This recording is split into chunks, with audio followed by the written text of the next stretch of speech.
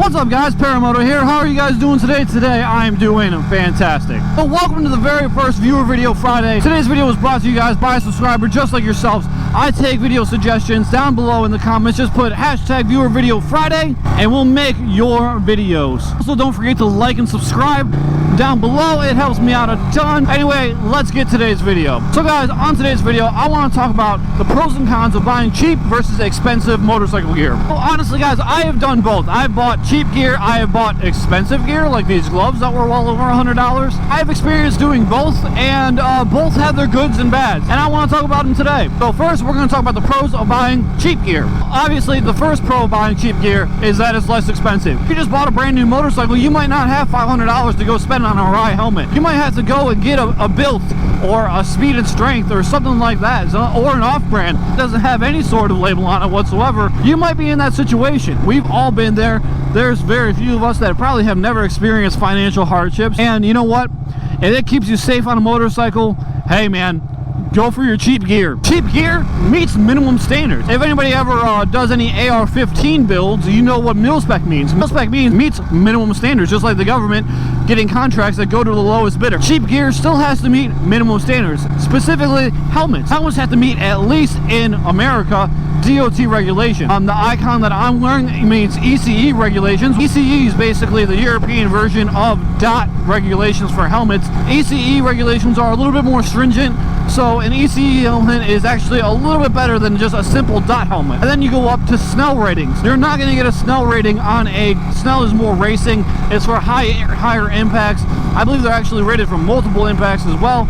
So you're probably not going to see a Snell rating on anything cheap. Protect your dome piece is the moral of today's story. A cheap helmet will do that. Another pro of getting cheap gear is that it is literally physically impossible to be less safe wearing cheap motorcycle gear that fits you properly than wearing no gear whatsoever. There's something. You know, if you can only afford a $100 motorcycle jacket, wear that $100 motorcycle jacket.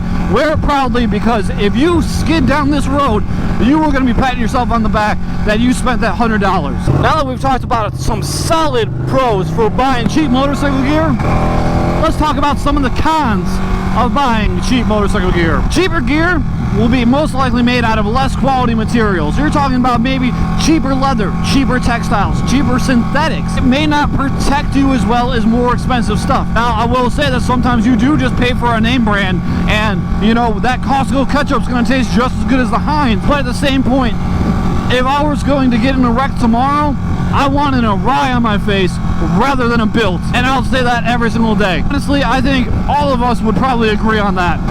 Another part of buying cheaper motorcycle gear is the fact that it might not be as comfortable as more expensive gear. More expensive gear is R&D'd more. There's going to be more of it given out to real riders like me and you to go and test it and make sure that it's good. Make sure that stuff is quality. Make sure it's comfortable and it protects well and it fits and it doesn't wear too badly, and it will probably not be as comfortable. I've bought some real cheap gloves in the past, and that's one thing that I can say to you guys. Put on some gloves. The first thing you're going to do when you wreck is you're going to put your hands out. Make sure there's some good stuff on your hands, okay? I've broken my hands before in wrecks. It's not fun. It's not fun at all. But the gear that you'll get for cheap will likely be less comfortable. Like I was saying, the gloves that I had, that was cheap. The Velcro that closes the glove itself started rubbing on my wrist, and it was rubbing on my wrist, and it actually hurt quite a bit. I ended up having to take some sandpaper to it to round off some of the edges and get rid of some of the loose fibers, the loose hard fibers that were hitting me, because honestly it was rubbing my wrist raw, and I almost bled a couple of times because of it, because I decided to spend $40 on a pair of gloves. If you can afford it, I highly recommend buying yourself some good gloves. And I can afford it, I'm a big fan of buy once, cry once. That's basically, buy something nice that's gonna last you. A piece of cheap motorcycle gear will keep you safer than having no gear at all, but you might have to replace it season to season.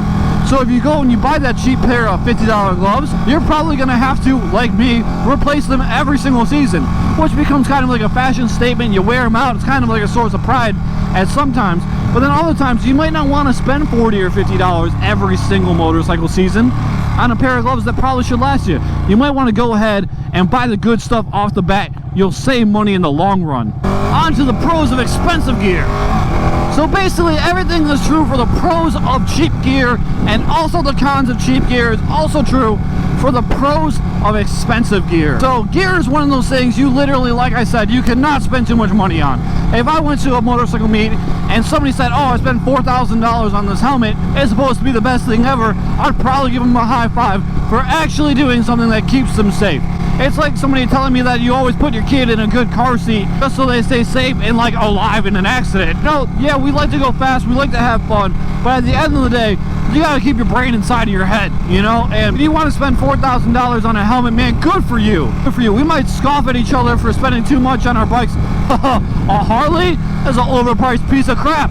But anyway, helmets can never be overpriced. Go get yourself, you know, a Shoei or Rai. Icon makes a good helmet too. That's typically what I ride. Spending money on gear is good for your overall survival on a motorcycle.